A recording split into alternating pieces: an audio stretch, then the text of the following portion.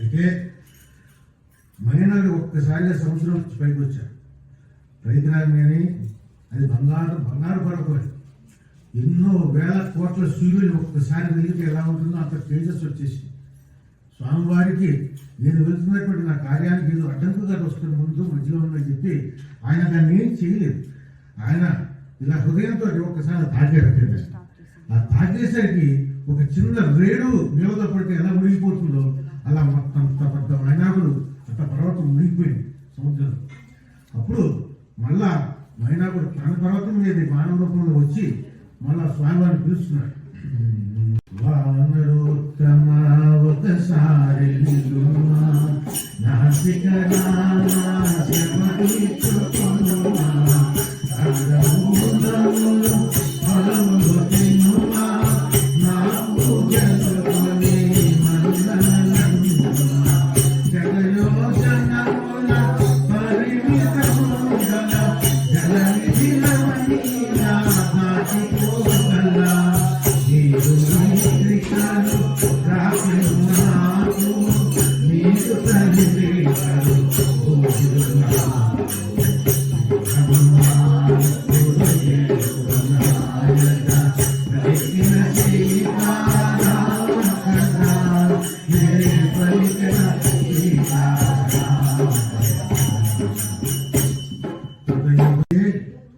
మైనాగుడికి వాయుదేవుడికి స్నేహం ఎలా వచ్చిందంటే కృతయుగంలో పర్వతాలు ఇక్కడ ఎక్కడ ఉండేది.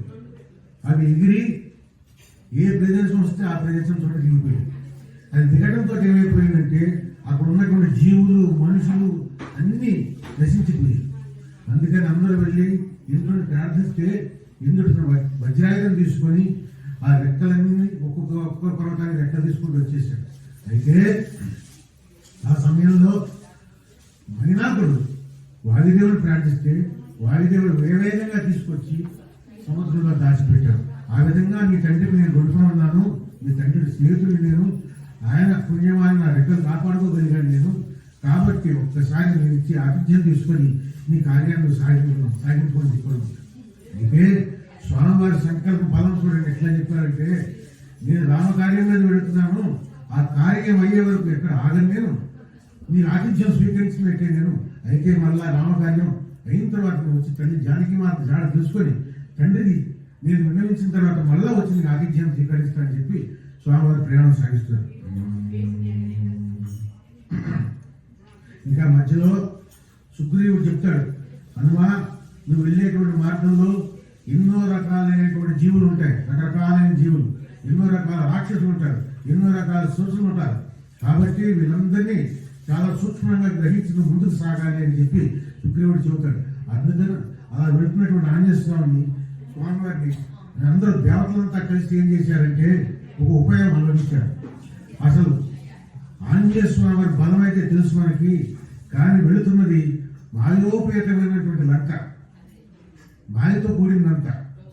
అలాంటి లంకకు వెళుతున్నటువంటి స్వామివారు రేపు పొద్దున ఆ పరిస్థితుల్ని ఎలా ఛేదిస్తారు అని చెప్పి, రామకార్యాన్ని ఎలా సాగిస్తారు అని చెప్పి ఒక పరీక్ష చేయాలని చెప్పి సురస అనేటువంటి రాక్షసుని పిలిచారు.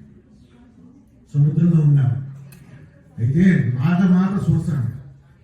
అయితే ఆ సురస ఒక్కసారిగా రాక్షస అవతారం తీసుకుని వెళుతున్నటువంటి ఆంజనేయ స్వామి వారికి అడ్డంగా వచ్చి ఆమె అడిగింది, ఎప్పుడో బ్రహ్మదేవుడు నాకు వరం ఇచ్చాడు, దీన్ని మెంగమని చెప్పినాను, కాబట్టి నువ్వు వచ్చి నా నోట్లో పడండి. అయితే స్వామివారు, తల్లి నేను రామకార్యం మీద వెళుతున్నాను, ఆ కార్యం అయిన తర్వాత వచ్చి నీ ఆకలికి నేను భోజనంగా నేను సమర్పించుకుంటానని చెప్పి స్వామివారు వెళ్ళబోతుంటే, అలా కుదరదు, ఎన్నో సంవత్సరాల నుంచి నేను చూస్తున్నాను నీ కోసం, ఇప్పుడు దొరికే నాకు నా నోట్లో పడాలని చెప్పాను. సరే అని చెప్పి నోరు తెరిచింది. ఆంజనేయ స్వామి వారు శరీరాన్ని పెంచాడు. అలాగా సురస ఇంకా నోరు పెంచింది, ఇంకా ఆంజనేయ స్వామి శరీరం పెంచాడు. అలా ఒకరి మీద ఒకరు నోరు పెంచుతుంది, ఈయన శరీరాన్ని పెంచుతాడు. భూమి ఆకాశం ఒకటైపోయింది మొత్తం. అప్పుడు ఒక క్షణంలో తమరప్ప పాటలు స్వామివారు బొటన వేలంతా మళ్ళా మారి సురస నోట్లోకి వెళ్ళి బయటకు వచ్చేసాడు. తల్లి నన్ను నీ నోట్లో పడమన్నావు, నేను వీటిలో పడ్డాను, కాబట్టి నువ్వు నన్ను మింగలేదు, కాబట్టి నా కార్యం అయిపోయింది అని స్వామివారి ముందుకు వెళ్తాను. అలా వెళుతున్నటువంటి స్వామివారు ఎన్నో రకాలైనటువంటి పరీక్షల్ని వేధిస్తూ వెళ్తున్నారు అన్నమాట.